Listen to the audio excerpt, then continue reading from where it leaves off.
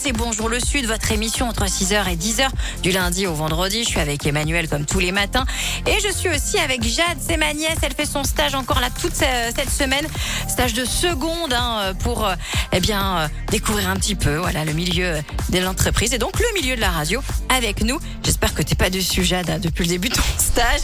En même temps, faut dire que c'est plutôt sympa. On apprend même des gros mots sur Radio Star. Ah là, dis donc. Alors on les apprend pas vraiment parce que vous les connaissez, mais qu'est-ce que ça veut dire réellement et surtout quelles sont leurs origines? Exactement.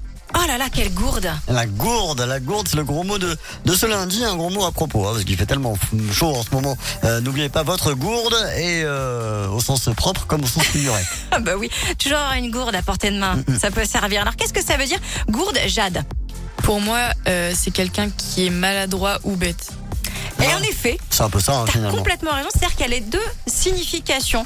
Tu peux avoir le côté gauche, pas dégourdi de quelqu'un, de très maladroit, donc physiquement, quelqu'un qui est gourde. Alors c'est pas que pour les filles, je tiens à préciser, souvent une gourde, on croit que c'est féminin. Ah non, c'est pas pour du tout le monde. Exactement. Et puis il y a le côté, plutôt mental, idiot, niais. Donc deux sens différents et deux origines différentes. Du coup, selon le sens du mot. Par exemple, pour ceux qui sont niais, gourde viendrait de cucurbita. Les fameux cucurbita, c'est les courges que l'on vidait pour s'en servir comme récipient. Ils étaient donc creux et vides, comme la personne que vous traitez de gourde. D'accord. Et puis pour le côté maladroit, là ça vient du latin gurdus, qui signifie lourdeau. Donc celui qui fait des gaffes et des maladresses. Il y a vraiment deux significations distinctes, deux sens distincts. Exactement. Et deux origines distinctes. D'accord, d'accord.